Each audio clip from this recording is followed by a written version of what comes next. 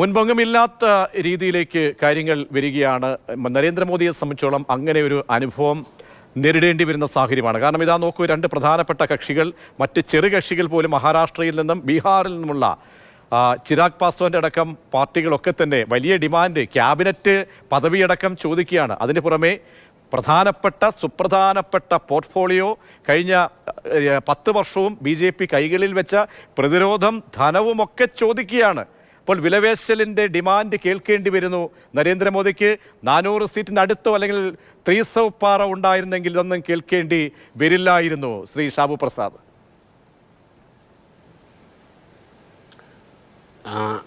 Hello, കേൾക്കുന്നില്ലേ? അതെ അതെ, കേൾക്കാം. ഹലോ, കേൾക്കാം ഷാബു. ഹലോ. സി പ്രതീക്ഷേ, ഇപ്പം ഈ കഴിഞ്ഞ തവണയും അതിന് മുമ്പത്തെ തവണയും BJPക്ക് ഒറ്റയ്ക്ക് ഭൂരിപക്ഷം ഉണ്ടായിരുന്ന ആ സമയത്തും എല്ലാ ഘടകകക്ഷികൾക്കും BJP ക്യാബിനറ്റിൽ പ്രാധാന്യം കൊടുത്തിരുന്നു, ക്യാബിനറ്റ് പദവി കൊടുത്തിരുന്നു. അതൊരു മുന്നണി മര്യാദയുടെ തന്നെ ഭാഗമാണ്. പിന്നെ ഒരു കാര്യം നിങ്ങൾ പറയുന്നത് കറക്റ്റാണ്. ഇപ്പോൾ ഈ ഘടകകക്ഷികൾക്ക് ഒരു ബാർഗൈനിങ് പവർ ഉണ്ട് എന്നുള്ളത് സത്യമാണത്. തീർച്ചയായിട്ടും അവർ ചോദിക്കും, അവരത് ഉപയോഗിക്കാൻ ശ്രമിക്കുകയും ചെയ്യും. പക്ഷേ എനിക്ക് തോന്നുന്നില്ല ഏറ്റവും സുപ്രധാനമായ ധനകാര്യം, റെയിൽവേ, പ്രതിരോധം, ഉപരിതല ഗതാഗതം, കാര്യം ഈ 4 മേഖലകൾ. ഇപ്പം ധനകാര്യത്തിനെ സംബന്ധിച്ചിടത്തോളം വളരെ വലിയ ഒരു എക്കണോമിക് ഗ്രോത്തിലൂടെ ഭാരതം പോയിക്കൊണ്ടിരിക്കുകയാണ്. ലോകത്തിലെ 5ാമത്തെ സാമ്പത്തിക ശക്തിയാകാനുള്ള വളരെ കഠിനമായ ശ്രമത്തിലാണ്. അതുകൊണ്ട് തന്നെ ആ ധനകാര്യ വകുപ്പ് എന്ന് പറയുന്നത് വളരെ പ്രധാനമാണ്.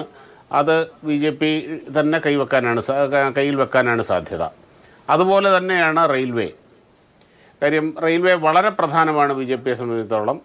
കാര്യം നയപരമായ ഒരുപാട് തീരുമാനങ്ങൾ റെയിൽവേയെ സംബന്ധിച്ചിടത്തോളം എടുത്തിട്ടുണ്ട്. ബുള്ളറ്റ് ട്രെയിൻ പദ്ധതികൾ വരാൻ പോകുന്നു, രാജ്യം മുഴുവനും പുതിയ വന്ദേ ഭാരത് ട്രെയിനുകൾ വരാൻ പോകുന്നു, പുതിയ ലൈനുകൾ വരാൻ പോകുന്നു. അങ്ങനെ ഒരുപാട് കാര്യങ്ങൾ അവിടെയുണ്ട്. അതുകൊണ്ട് അതൊരു പ്രാദേശിക കക്ഷിക്ക് ആ റെയിൽവേ വകുപ്പ് കൈകാര്യം ചെയ്യുക എളുപ്പമല്ല. അതുപോലെ തന്നെയാണ് പ്രതിരോധവും. അങ്ങനെയുള്ള വകുപ്പുകൾ എന്തായാലും. അതുപോലെ ഉപരിതല ഗതാഗതം, നമുക്കറിയാം ഈ കഴിഞ്ഞ 10 വർഷത്തെ രാജ്യത്തുണ്ടായിട്ടുള്ള റോഡ് വികസനത്തിൻ്റെ ആ ഒരു വേഗത എന്താണെന്നും അതിൻ്റെ ക്വാളിറ്റി എന്താണെന്നും എല്ലാം നമുക്കറിയാം. അതുകൊണ്ട് അതും അങ്ങനെയുള്ള വകുപ്പുകൾ എന്തായാലും പോകില്ല. അവർ ചോദിക്കും, ന്യായമായിട്ടും അവർ ചോദിക്കും. പക്ഷേ അത് കാര്യം പറഞ്ഞ് മനസ്സിലാക്കി അവർ തീർച്ചയായിട്ടും സർക്കാരിൻ്റെ പ്രസാദ്, അതായത് BJPയെ സ്നേഹിക്കുന്ന ഒരു വ്യക്തിയെ ഇഷ്ടപ്പെടുന്ന താങ്കളെ പോലെയുള്ള BJPയുടെ സഹയാത്രികളൊക്കെ ഈ ഒരു അനുഭവം, ഒരു ദുരവസ്ഥ വരുമ്പോൾ അത് ഖേദിക്കുന്നുണ്ടോ? കാരണം നരേന്ദ്രമോദിയെ വിശ്വപൗരനായിട്ടുള്ള അല്ലെങ്കിൽ BJP ഉയർത്തിക്കാട്ടുന്ന വ്യക്തിയെ ഒരു ഡിമാൻഡിങ്, ബാർഗെയിൻ പവറിലേക്ക് ചെറു കക്ഷികൾ പോലും, ഒരു സംസ്ഥാനത്തെ മാത്രം ശക്തിയുള്ള 1-2 പാർട്ടികൾ, അവരൊക്കെ തന്നെ ഈ മുൾമുനയിൽ നിർത്തുന്നത് കാണുമ്പോൾ താങ്കൾക്ക് എന്താണ് തോന്നുന്നത്? ഇല്ല, ഒരു കാര്യം ഞാൻ പറയാം പ്രതീക്ഷ, ഇത് ജനവിധിയാണ്.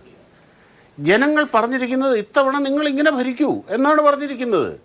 അതിനെ അംഗീകരിക്കുക എന്നുള്ളതല്ലാതെ വേറെ അതിൻ്റെ അകത്ത് വേറെ നമ്മളവിടെ ദുഃഖിക്കുക, കരയുക, അല്ലെങ്കിൽ ആ ഒരു സങ്കടപ്പെടുക, അതിൻ്റെ ഒന്നും കാര്യമൊന്നുമില്ല. ഇപ്പോൾ ഒരു കാര്യം ഞാൻ പറയട്ടെ പ്രജേഷിൻ്റെ അടുത്ത്, 2014 തെരഞ്ഞെടുപ്പിലായിരുന്നു ഇങ്ങനെ ഒരു വിധി വന്നിരുന്നതെന്ന് വിചാരിക്കുക.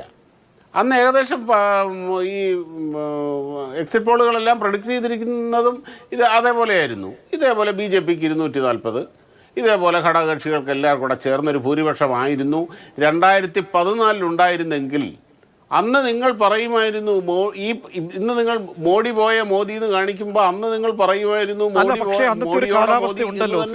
ഷാബു പ്രസാദ്, അന്നൊരു സർക്കാരിന്റെ അഴിമതിയുടെ വളരെ പ്രധാനപ്പെട്ട ഘടകങ്ങളുണ്ട്. 2, എല്ലാ സാധാരണക്കാരിലേക്കും കർഷകനിലേക്കും അവന്റെ ദൈനംദിന പ്രശ്നങ്ങളിലേക്കൊക്കെ അത് ഉത്തരേന്ത്യയെ സംബന്ധിച്ചോളം കർഷകർ വീർപ്പുമുട്ടുന്ന സമയങ്ങളിൽ അവരുടെ അക്കൗണ്ടിലേക്ക് എത്തുന്നു, പണം എത്തുന്നു, താങ്ങുവില സംബന്ധിച്ച് അങ്ങനെ ഒരുപാട് അനവധി ദൈനംദിന ജീവിത പ്രശ്നങ്ങളുമായി ബന്ധപ്പെട്ട വാഗ്ദാനങ്ങളാണ് മുന്നോട്ട് വയ്ക്കപ്പെടുന്നത്. അപ്പോൾ തീർച്ചയായും അവിടെ ഒരു മാൻഡേറ്റ്, അവിടെ ഒരു വലിയൊരു കുത്തൊഴുക്ക്, അത് സീറ്റായി ഏകപക്ഷീയമായ ഒരു രീതിയിൽ നരേന്ദ്രമോദിയെ സംബന്ധിച്ച് ഭവിച്ചിട്ടുണ്ട്. അപ്പോൾ 2 സാഹചര്യങ്ങൾ കൂടിയുണ്ട്, ഞാൻ ഓർമ്മപ്പെടുത്തിയെന്ന് മാത്രം. ഇല്ല, ഞാൻ സാഹചര്യങ്ങളുടെ കാര്യമല്ല പറഞ്ഞത്. സാഹചര്യങ്ങളുണ്ട്, തീർച്ചയായിട്ടും സാഹചര്യങ്ങളുടെ കാര്യമല്ലേ ഞാൻ ചോദിച്ചത്. ഇപ്പോഴത്തെ ഈ മാൻഡേറ്റ് അന്നുണ്ടായിരുന്നെങ്കിൽ അന്നത്തെ കാലാവസ്ഥയിൽ അത് വലിയ മാൻഡേറ്റ് ആകുമായിരുന്നു, മാൻഡേറ്റായിട്ട് തന്നെ കണക്കാക്കപ്പെടുമായിരുന്നു എന്നാണ് ഞാൻ പറഞ്ഞത്. ഇതെന്തുകൊണ്ടാണ് 10 വർഷം തുടർച്ചയായി ഒരു വലിയ ക്ലിയർ മാൻഡേറ്റോടുകൂടി വളരെ അങ്ങനെ ഭരിക്കാൻ എന്ന അവസ്ഥയിൽ നിന്ന് ഇപ്പോൾ ഈ പറഞ്ഞതുപോലെ ഇങ്ങനെ ഘടകകക്ഷികളുടെയും കൂടെ പിന്തുണയോടുകൂടി ഭരിക്കേണ്ടി വരുന്ന ഒരവസ്ഥ എത്തിയപ്പോഴാണ് അത് പ്രശ്നമായത്, ഈ വിഷയമായത്. ഇനി മറ്റൊരു കാര്യം ഞാൻ പറയാം. നയപരമായി എടുക്കേണ്ട തീരുമാനങ്ങളിൽ BJPയുടെ അജണ്ടയിലുള്ള BJPയുടെ പ്രഖ്യാപിത നയങ്ങളിൽ ഒരു 90% ഈ കഴിഞ്ഞ 10 വർഷം കാലത്ത് എടുത്ത് നടപ്പാക്കി കഴിഞ്ഞു. BJPക്ക് ഒറ്റയ്ക്ക് ഭൂരിപക്ഷം ഉണ്ടായിരുന്ന ആ കാലത്ത്, ഇപ്പോൾ അയോധ്യ ആയാലും ശരി, ആർട്ടിക്കിൾ 370 ആയാലും ശരി, മുത്തലാഖ് നിരോധനമായാലും ശരി, CAA ആയാലും ശരി, അങ്ങനെ വലിയ തർക്ക വിഷയങ്ങളായിരുന്ന മറ്റ് ഘടകകക്ഷികളുമായിട്ട് മറ്റ് രാഷ്ട്രീയ പാർട്ടികളുമായിട്ട് വലിയ പ്രശ്നങ്ങൾ ഉണ്ടാകുവാൻ സാധ്യമുണ്ടായിരുന്ന തീരുമാനങ്ങളെല്ലാം ഈ കഴിഞ്ഞ 10 കൊല്ലക്കാലം എടുത്ത് നടപ്പാക്കി കഴിഞ്ഞു.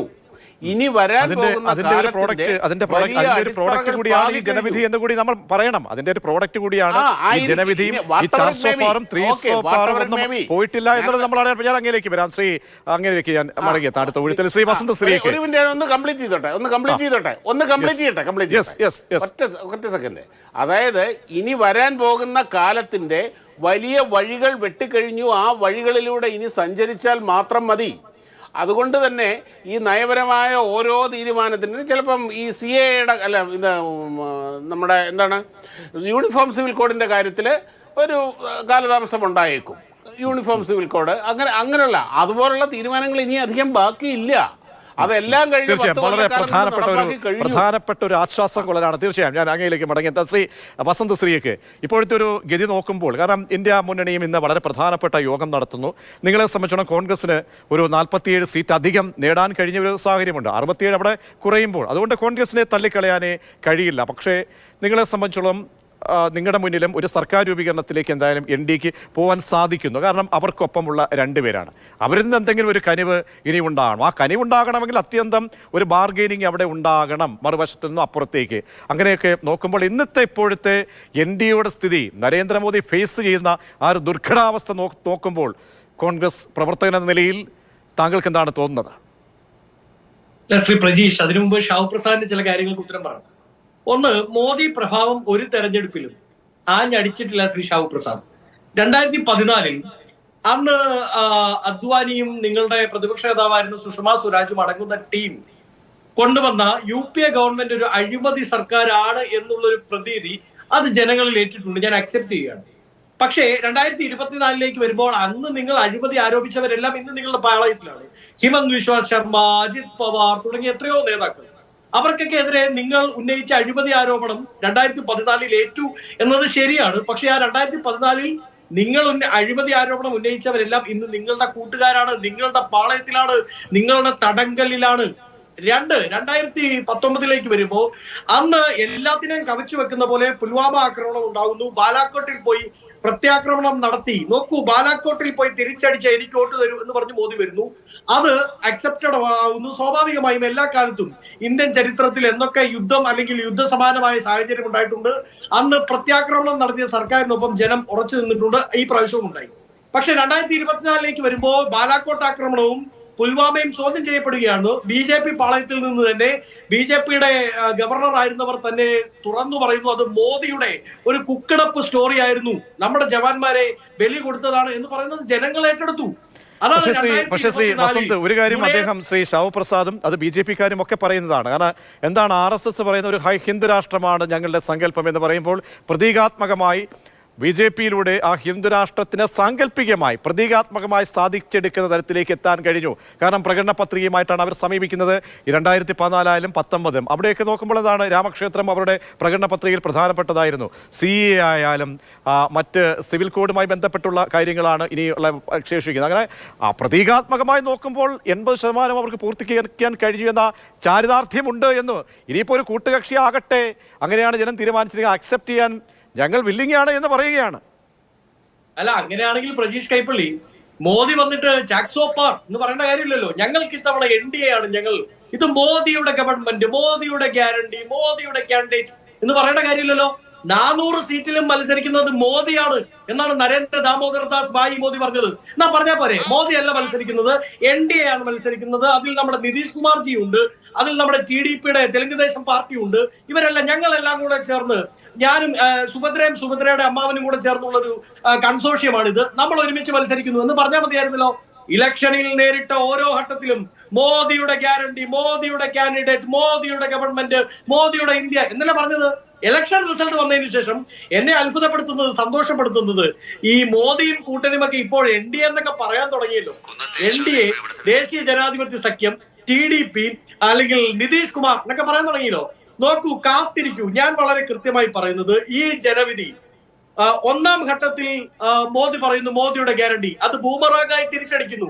മോദിയുടെ ഒരു ഗ്യാരണ്ടിയും സ്ഥാപിക്കപ്പെട്ടിട്ടില്ല എന്ന് വളരെ കൃത്യമായി ജനങ്ങൾ, ഇന്ത്യയുടെ ഗ്രാമാന്തരങ്ങൾ പറയുന്നു. രണ്ടാമത്തെ ഘട്ടത്തിൽ പറയുന്നു ചാക്സോപ്പാർ എന്ന് പറയുമ്പോൾ യോഗേന്ദ്ര യാദവ് അടക്കമുള്ളവരുടെ ഗ്രാമങ്ങളിലുള്ള ജനം പറയുന്നു, നോക്കൂ, ഭരിക്കുന്നത് ഒരു ഏകാധിപതിയാണ്, ആ ഏകാധിപതിക്ക് ഈ പ്രാവശ്യം ചാക്സോപ്പാറും കൂടെ കൊടുത്താൽ ഈ രാജ്യം മുച്ചൂടും തകർന്നു പോകും, അതുകൊണ്ട് ചാക്സോപ്പാർ ഇത്തവണ ഞങ്ങൾ കൊടുക്കാൻ ഉദ്ദേശിക്കുന്നില്ല എന്ന് പറയുന്നു. മൂന്നാമത് നരേന്ദ്രമോദി വിറളിയുമുണ്ട്. ഈ പറയുന്ന പ്രജീഷ് കൈപ്പള്ളി അങ്ങേക്ക് അറിയാമല്ലോ, ഈ നമ്മുടെ ബെൻസ്വാരയിൽ വാവിട്ട് പറയാവുന്നതിന്റെ വിദ്വേഷത്തിന്റെ അങ്ങേയറ്റം പറയുന്ന സമയത്ത് ജനം പറയുന്നു, ഇതല്ല ഞങ്ങൾ ഒരു പ്രൈം മിനിസ്റ്ററിൽ നിന്ന് കാത്തിരിക്കുന്നത്, ഞങ്ങൾക്ക് മുസ്ലിങ്ങളല്ല പ്രശ്നം, ഞങ്ങൾക്ക് ന്യൂനപക്ഷമല്ല പ്രശ്നം, ഞങ്ങൾക്ക് തൊഴിലില്ലായ്മയാണ് പ്രശ്നം, ഞങ്ങൾക്ക് ഗ്യാസിന്റെ പെട്രോളിന്റെ വിലയാണ് പ്രശ്നം, ഞങ്ങൾക്ക് വിലക്കയറ്റമാണ് പ്രശ്നം. എന്താണ് മോദിജി അങ്ങേക്ക് ഇതിൽ പറയാനുള്ളത്? ഒന്നും പറയാനില്ല എന്ന് പറഞ്ഞ മോദിയുടെ, നരേന്ദ്രമോദിയുടെ തലക്കടിച്ച ജനവിധി. തീർച്ചയായും വസന്ത് പറഞ്ഞതുപോലെ ശ്രീ ശിവപ്രസാദ് കൂടി അറിയാൻ, എന്തായാലും NDA എന്നൊരു സംവിധാനം, അതിൽ ഘടകകക്ഷികളൊക്കെ ഉണ്ടല്ലോ എന്നൊക്കെ നമ്മൾ വീണ്ടും ചർച്ച ചെയ്യപ്പെടുന്ന, നമുക്ക് ഓർമ്മിപ്പിക്കപ്പെടുന്ന ഒരു സാഹചര്യത്തിലേക്ക് എത്തുന്നു, BJP എത്തുന്നു എന്നതും വളരെ പ്രധാനപ്പെട്ടതാണ്. വാജ്പേയി സർക്കാരിൻ്റെ കാലത്തൊക്കെ നമ്മൾ കേട്ടിട്ടുള്ള, അന്ന് ചന്ദ്രബാബു നായിഡുവിനൊക്കെ തന്നെ അങ്ങനെ വളരെ ചാണക്യൻ രാഷ്ട്രീയത്തിൽ നിന്ന ആളുകളൊക്കെ വീണ്ടും കരുനീക്കങ്ങളുമായി എത്തുമ്പോൾ നിതീഷ് കുമാർ എന്ന വ്യക്തി, കാരണം ഓന്തിന് നിറം മാറുന്നത് പോലെ ഇന്ത്യൻ രാഷ്ട്രീയത്തിൽ കണ്ടിട്ടുള്ള ഒരു വ്യക്തിയാണ് എന്നൊക്കെ നമ്മളെല്ലാവരും വിവക്ഷിക്കുന്ന ഒരു വ്യക്തി തന്നെ വീണ്ടും എത്തുന്നു. അങ്ങനെ ദില്ലി രാഷ്ട്രീയത്തെ സംബന്ധിച്ചോളം, ദേശീയ രാഷ്ട്രീയത്തെ സംബന്ധിച്ചോളം വരുന്ന ദിവസങ്ങൾ വളരെ പ്രധാനപ്പെട്ടതായി വീണ്ടും മാറുകയാണ്. ശിവപ്രസാദ്, ഒരു പക്ഷേ എവിടെയെങ്കിലും ഒരു അടിതെറ്റലുണ്ടായാലും അത് ഹിന്ദി ഹൃദയഭൂമിയിൽ, പ്രത്യേകിച്ച് UP പോലെയുള്ള സംസ്ഥാനങ്ങളിൽ അവിടെ പിടിച്ച് നിൽക്കാൻ കെൽപ്പുണ്ട് എന്നൊരു ആത്മവിശ്വാസം ഉണ്ടായിരുന്നു. മോദി ഗ്യാരണ്ടി എന്ന പ്രധാനപ്പെട്ട ഒരു നറേറ്റീവ് നരേന്ദ്രമോദി തന്നെ, പ്രധാനമന്ത്രി തന്നെ നേരിട്ട് സൃഷ്ടിക്കുകയാണ്. അപ്പോൾ അതിലൊന്നും വിശ്വാസമില്ലാതെ 400 സീറ്റ് എന്നൊരു അമിത ആത്മവിശ്വാസം, 300 പോലും അത് കിടക്കാത്ത ഒരു സ്ഥിതി വരുമ്പോൾ സ്വാഭാവികമായും വാരാണസിയിൽ വിയർക്കുന്ന പ്രധാനമന്ത്രി, കഴിഞ്ഞ തവണത്തെ ഭൂരിപക്ഷം, ഇതൊക്കെ നോക്കുമ്പോൾ ഈ ഉത്തരവാദിത്തം എന്നത് വളരെ പ്രധാനപ്പെട്ടതാണ്. അത് അവിടെ നരേന്ദ്രമോദി ആയാലും ഇവിടെ 19 സീറ്റ് നേടിയ യു ഡി എഫിന് മുന്നിൽ ഒരു സീറ്റുമായി കിതച്ചു നിൽക്കുന്ന ഭരണമുള്ള സംസ്ഥാനത്തെ തലവനായ പിണറായി വിജയനും അതുപോലെ ഒരു ഉത്തരവാദിത്തമാണ്. ആ ഉത്തരവാദിത്തം വളരെ പ്രധാനപ്പെട്ടതല്ലേ? എവിടെയാണ് തെറ്റിയത്, അടിതെറ്റിയത് എന്നുള്ള കാര്യത്തിൽ ഒരു പുനർവിചിന്തനം അത് BJPയുടെ ഭാഗത്തു നിന്നും BJP നയിക്കുന്ന മറ്റ് ശക്തികളുടെ ഭാഗത്തു നിന്നുമൊക്കെ ഉണ്ടാകേണ്ടതല്ലേ ശ്രീ ഷാബു പ്രസാദ്? പ്രതീക്ഷ, ഒരു കാര്യം നമ്മൾ യാഥാർത്ഥ്യബോധത്തോടുകൂടി കാര്യങ്ങളെ സമീപിക്കൂ. ഞാൻ ഒരു കാര്യം പറയട്ടെ, ഇപ്പോൾ ഈ 400 സീറ്റ് അബ്കി പാർ ചാർസൗ പാർ എന്ന ആ ഒരു മുദ്രാവാക്യമാണല്ലോ ഇന്നെല്ലാവരും ഏറ്റവും കൂടുതൽ പൊക്കിപ്പിടിച്ച് നടക്കുന്നത്. ശരി, അതും BJPയുടെ ഒരു പ്രധാന മുദ്രാവാക്യമായിരുന്നു. ഒരു വലിയ ടാർഗറ്റ് സെറ്റ് ചെയ്ത്, ഒരു ഗോൾ സെറ്റ് ചെയ്ത് അതിലേക്ക് പരമാവധി എത്താൻ ശ്രമിക്കുക എന്നുള്ളത് ഏത് രാഷ്ട്രീയ പാർട്ടിയായാലും ആരായാലും ചെയ്യുന്നത് കാര്യമല്ലേ? പരമാവധി മാർക്ക് നേടാൻ വേണ്ടിയിട്ട് കഠിനാധ്വാനം ചെയ്യുക എന്ന് പറയുന്നത് ഒരു സ്റ്റുഡൻറ്റ് ചെയ്യേണ്ട കാര്യമല്ലേ? ചെയ്യുന്ന കാര്യമല്ലേ? കേരളത്തിൽ 20-ൽ 20 സീറ്റും ഞങ്ങൾ നേടും എന്ന് വസന്തിൻ്റെ പാർട്ടി പ്രഖ്യാപിച്ചതല്ലേ? 2004-ൽ ഇവർ 19 സീറ്റിലും തോറ്റപ്പോഴും അന്നും അവർ മത്സരിച്ചതും പ്രചരിപ്പിച്ചതും പ്രഖ്യാപിച്ചതും കേരളത്തിൽ 20-ൽ 20 സീറ്റും നേടുമെന്നല്ലേ? അത് ഒരു അതിനെ എന്തിനാണ് നെഗറ്റീവായിട്ട് കാണുന്നത്? വലിയ ടാർഗറ്റ്. 47 സീറ്റ് അപ്പുറത്ത് കൂട്ടിയിട്ടുണ്ട് അവർ ദേശീയ തലത്തിൽ. 47 അവിടെ കൂട്ടിയിട്ടുണ്ട്, 67 മറ്റേടത്ത് നിന്ന് കുറയുകയാണ്. അവിടെ കുറയുമ്പോൾ ഇവിടെ കൂട്ടുകയാണ്. അല്ല, വാരണാസിയിൽ ഭൂരിപക്ഷം 1.5 ലക്ഷം എത്തുമ്പോൾ അങ്ങ് റായ്ബറേലിയിലും വയനാട്ടിലും അത് 3 ലക്ഷമായി പരിണമിക്കുകയാണ്. പറയുന്ന കേൾക്കൂ, നിൽക്കേ നിങ്ങൾ വെയിറ്റ് ചെയ്യേ. പിന്നെ ഇനിയും നമ്മുടെ മുമ്പിൽ ചില ചരിത്രങ്ങളുണ്ടല്ലോ ഇപ്പോഴും. അതായത് ജവഹർലാൽ നെഹ്റുവിന് ശേഷം മൂന്നാമതും തുടർച്ചയായി പ്രധാനമന്ത്രിയായി സത്യപ്രതിജ്ഞ ചെയ്യാൻ പോകുന്നത് നരേന്ദ്രമോദിയാണ് എന്നുള്ളതൊരു വലിയ യാഥാർത്ഥ്യമായി നമ്മുടെ മുമ്പിലുണ്ടല്ലോ ഇപ്പോഴും. 10 വർഷം തുടർച്ചയായി ഭരിച്ചതിന് ശേഷം ഗംഭീരമായിട്ട് ഭരിച്ചു എന്നാണല്ലോ ഇവർ അവകാശപ്പെടുന്നത്. 10 വർഷം തുടർച്ചയായി ഭരിച്ചതിന് ശേഷം മൻമോഹൻ സിംഗിൻ്റെ നേതൃത്വത്തിലുള്ള സോണിയാഗാന്ധിയുടെ സർക്കാർ 2014 തെരഞ്ഞെടുപ്പിനെ നേരിട്ടപ്പോൾ സംഭവിച്ചത് എന്താണ് എന്നുള്ളത് നമ്മുടെ മുമ്പിൽ ചരിത്രമായി യാഥാർത്ഥ്യമായി നിൽക്കുന്നുണ്ടല്ലോ. ഈ 10 വർഷം തുടർച്ചയായി ഭരിച്ച് ഈ പ്രതിപക്ഷങ്ങളെല്ലാം കൂടി ഒന്നിച്ച് എല്ലാ രീതിയിലും ആക്രമിച്ച് പരമാവധി ഇത്രയൊക്കെ ശ്രമിച്ചിട്ടും ഇപ്പോഴും BJP ഒറ്റയ്ക്ക് നേടിയ സീറ്റിൻ്റെ അത്രയും ഇല്ല ഇവരുടെ സഖ്യത്തിന്റെ സീറ്റ്. ആലോചിച്ച് നോക്കുക. പക്ഷെ സർക്കാർ ഉണ്ടാക്കാനാകുന്നില്ല, സർക്കാർ ഒറ്റയ്ക്ക് ഉണ്ടാക്കാനാകില്ല, അതും യാഥാർത്ഥ്യമാണ്. മമത പറഞ്ഞതുപോലെ തന്നെ നിതീഷിന്റെയും നായിഡുവിന്റെയും കാൽ കീഴിൽ കിടന്ന് കിതക്കേണ്ടി വരുന്ന മോദിയെ കാണുമ്പോൾ ഒരു വല്ലാത്തൊരു ദുഃഖമുണ്ട് എന്ന് മമത പറഞ്ഞ ആ കോട്ട് ഒന്ന് ഞാൻ വായിച്ചെന്നേ ഉള്ളൂ. അത് മമതയ്ക്ക് എന്തിനാണ് ആ ദുഃഖമുണ്ടാകുന്നത് എന്നുള്ളത് എനിക്ക് മനസ്സിലാകുന്നില്ല. BJPക്കാരെങ്കിലും ദുഃഖമുണ്ടെന്ന് പറഞ്ഞു കഴിഞ്ഞാൽ നമുക്ക് മനസ്സിലാക്കാം. മമതയ്ക്ക് ഉണ്ടാകുന്നത് ദുഃഖമാണോ എന്നുള്ളത് നിങ്ങൾ തീരുമാനിക്കൂ. അതൊക്കെ വിട്, അതിനൊന്നും ഞാൻ മറുപടി പറയുന്നില്ല. ഇത് ഇപ്പോൾ ഇവിടുത്തെ ഈ നമ്മുടെ നാട്ടിൽ ജനങ്ങൾ കൊടുത്തിരിക്കുന്ന ഒരു ജനവിധിയാണ്. തീർച്ചയായിട്ടും എന്തുകൊണ്ട് UP-യിൽ, എന്തുകൊണ്ട് രാജസ്ഥാനിൽ, അതുപോലെ മഹാരാഷ്ട്രയിൽ ഈ പ്രതീക്ഷിച്ച സീറ്റുകൾ കിട്ടിയില്ല എന്നുള്ളത് BJP സംഘടനാ തലത്തിൽ അവർ വിശകലനം ചെയ്യും. എൻ്റെ ഒരു വിലയിരുത്തൽ ഞാൻ പറയും. ഇപ്പോൾ ഈവൻ അവിടുത്തെ വാരണാസിയിലെ ഇത്തവണത്തെ പോളിംഗ് പെർസെൻറ്റേജ് എന്ന് പറയുന്നത് 55-56%. കഴിഞ്ഞ തവണ 70-75% ഉണ്ടായിരുന്നതാണ്. അതായത് വോട്ടർമാരുടെ ഇടയിൽ എന്തായാലും മോദിജി ജയിക്കും, എന്തായാലും BJP ജയിക്കും, പിന്നെ ഈ വെയിലത്ത് പോയി നിന്ന് വോട്ട് ചെയ്യുന്നത് എന്തിനാണ്, എന്തായാലും അങ്ങനെ ഒരു അലസത ഈ BJPയുടെ ഈ കോൺഫിഡൻസ്, ഇത്ര വലിയ കോൺഫിഡൻസും അതുപോലെയുള്ള ആ വലിയ വൻ പ്രചരണത്തിൽ കൂടെ ജനങ്ങളിൽ പടർന്നിട്ടുണ്ട്. അത് BJP ചിന്തിക്കേണ്ട ഒരു വിഷയമായിരുന്നു. അത് അങ്ങനെ നരേന്ദ്രമോദിക്കും അത് അവിടെ തന്നെ കിട്ടേണ്ട വോട്ടുകൾ ആൾക്കാർ ചെയ്തില്ല, പോയില്ല. എന്തായാലും ജയിക്കുന്ന വോട്ടല്ലേ, പിന്നെ ക്യൂ നിന്ന് ഇത്ര കഷ്ടപ്പെട്ട ചെയ്യേണ്ട കാര്യമില്ല.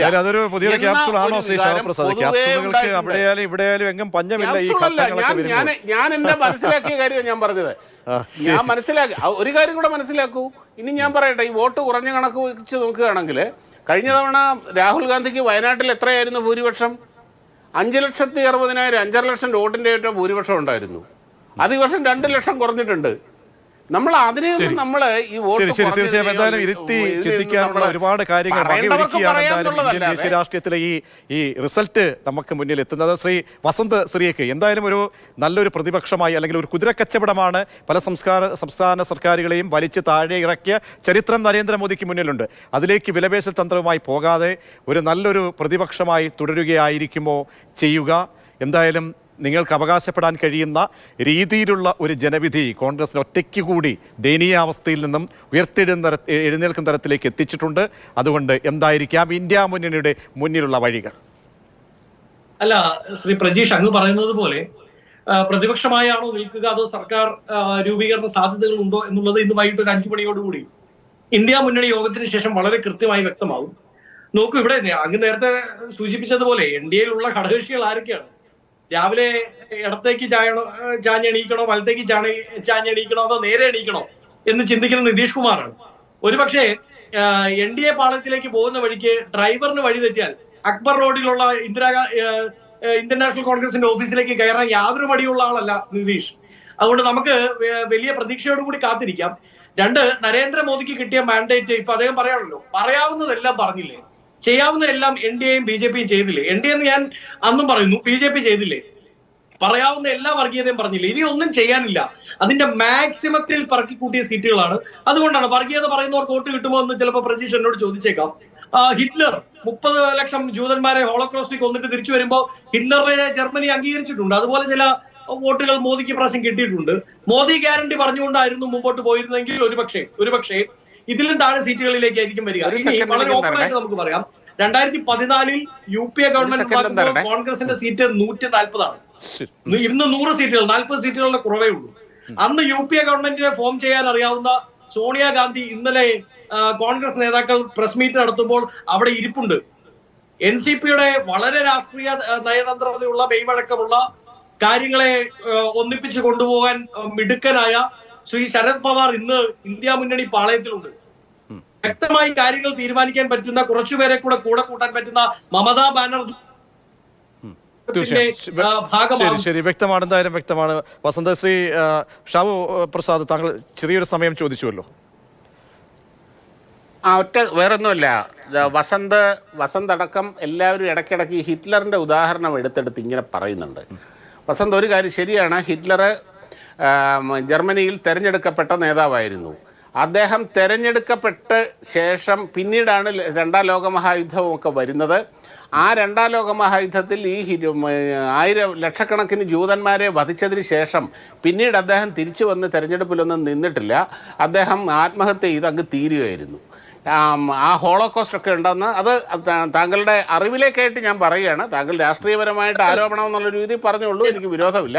പക്ഷേ അങ്ങ് മനസ്സിലാക്കാൻ വേണ്ടിയിട്ട് ഞാൻ പറയുകയാണ്, ഹിറ്റ്ലർ ആകപ്പാടെ ഒരു പ്രാവശ്യമാണ് തിരഞ്ഞെടുക്കപ്പെട്ടിട്ടുള്ളത്. നരേന്ദ്രമോദി 2001 മുതൽ ഈ 2024 വരെ തുടർച്ചയായി തിരഞ്ഞെടുക്കപ്പെട്ട ഭരണാധികാരിയാണ്.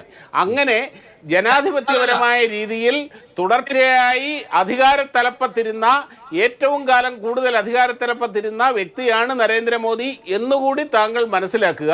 പിന്നെ ഇവിടെ ഇന്ദിരാഗാന്ധിയും ജവഹർലാൽ നെഹ്റുവും ഒക്കെ തുടർച്ചയായി തെരഞ്ഞെടുക്കപ്പെട്ടിട്ടുണ്ട്. താങ്കൾ ഹിറ്റ്ലറുമായിട്ട് എല്ലാവരെയും ചെയ്യും. വസന്ത് കൂട്ടിച്ചേർക്കാം, അവസാനം സമയമില്ല, കൂട്ടിച്ചേർക്കാം. ശ്രീ വസന്ത്, കണക്ഷൻ കട്ടായി. വളരെ നന്ദി ശ്രീ ഷാവു പ്രസാദ്. ഒപ്പം വസന്തശ്രീക്ക്. എന്തായാലും നമുക്ക് ഡൽഹിയിലേക്ക് തന്നെ കണ്ണുനട്ട് ഇരിക്കാം. അവിടെ ഒരുപാട് തിരക്കിട്ട നീക്കങ്ങൾ നടക്കുന്നുണ്ട്. നരേന്ദ്രമോദി വല്ലാതെ വിയർക്കുന്നു 10 വർഷത്തിന് ശേഷം എന്ന ഒരു യാഥാർത്ഥ്യം നമ്മൾ മനസ്സിലാക്കേണ്ടി വരുന്നു. കാരണം ആരെങ്കിലും രണ്ടുപേരെ കൂടെ പിടിച്ച് 30 സീറ്റോളം ഒപ്പിച്ചെങ്കിൽ മാത്രമേ ഒരു ഭരണം സുസ്ഥിരം എന്ന നിലയിൽ അങ്ങ് രാഷ്ട്രപതിക്ക് മുന്നിലേക്ക് എത്താൻ കഴിയുകയുള്ളൂ. ഒപ്പം ഇന്ത്യ മുന്നണി എടുക്കുന്ന പ്രധാനപ്പെട്ട നീക്കങ്ങളൊക്കെ എന്തായിരിക്കും